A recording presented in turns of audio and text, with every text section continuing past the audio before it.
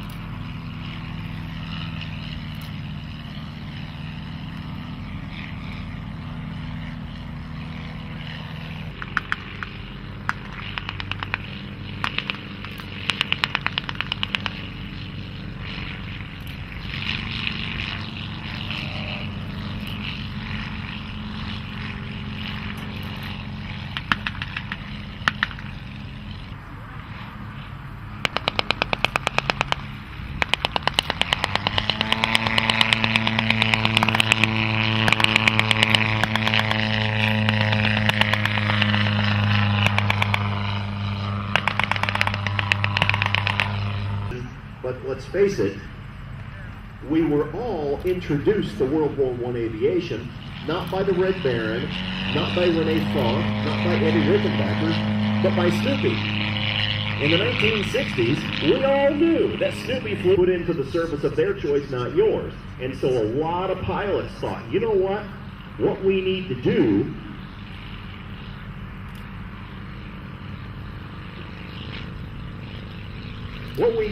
is sign up voluntarily, and we put that in quotation marks, so that we can sign up with the service of our choice. If you got drafted against your will, they put aviator because the aviators were like rock stars. They got the girls. So that's what a lot of guys did. Now, once you were in the aviation service, or the signal corps as it was known at that point in time, you went into training. You could go to Rockwell Field, you could train in San Diego. Jenny as one of your primary training machines. 95% of all American pilots trained on the Jenny, and then a lot of them moved on to another single-seat airplane called the Thomas Morse Scout. At that point, they would go overseas, and they would be put into various squadrons serving with the American Air Service in France on frontline service duty. Now, Fort 10 did not see much combat in World War I at all. It was a pre-war airplane. Now, the concept of douage was to design the Newport 10 as these aircraft are 3/4 and 7/8 scale. They are a bit lighter than their original counterparts. and they're a bit quieter and just a bit slower. But they still give you a very good replication. I mean, to speed that airplane up about 10 to no longer just an airplane, it's like a member of the family. That's a lot of work.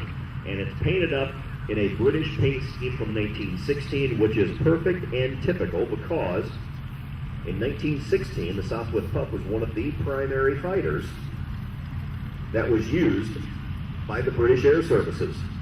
Display all courtesy of the Veterans Memorial Museum Foundation in Germantown, Ohio. Now, they will be giving 3 poison gas chemical warfare demonstrations, one at 11:30, 15 minutes from right now. Be sure and head down to show left. Right now, Jim Wilberg is discussing Jean Navarre, one of the leading French aces, and he will be, started that talk just a few minutes ago, and that'll be going on until noon. And if you want to find out where these are held, all you do is come in at 4 o'clock, call an hours. We'll be discussing the Australian Flying Corps. So it's kind of like a whole day full of miniature 1-hour seminars that are available on Vendor Road at the seminar booth at State Center.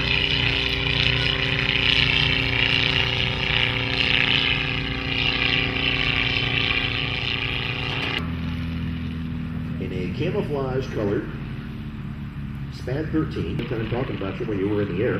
Hope to see him up again after a while. We anticipate 30 to 40 more minutes of manned flight, after which we will take about a 1-hour break and enjoy the radio-controlled airplanes that will go up in the air. And if you did have an airplane that was 100 years old, would you want to fly it? Could you replace it if you crashed it? And how safe is the airplane to take up? And how original would that airplane still be if you did make the changes to it necessary to make it safe for flight today? So there's a lot of factors that then you would tell your anti-aircraft gunners to set the fuses on their high-explosive shrapnel anti-aircraft shells for that altitude. They would shoot a salvo 5, 6, sometimes 1,000 feet, sometimes higher than that. And they would simply hang in the air, tethered to the ground by cables, and observe enemy ground activity that took place 5-10 miles away with binoculars. Then they would have a telephone line, and they would just physically drop the telephone line over the side, and it would run all the way down to the ground, and they would be able to communicate and by telephone and tell the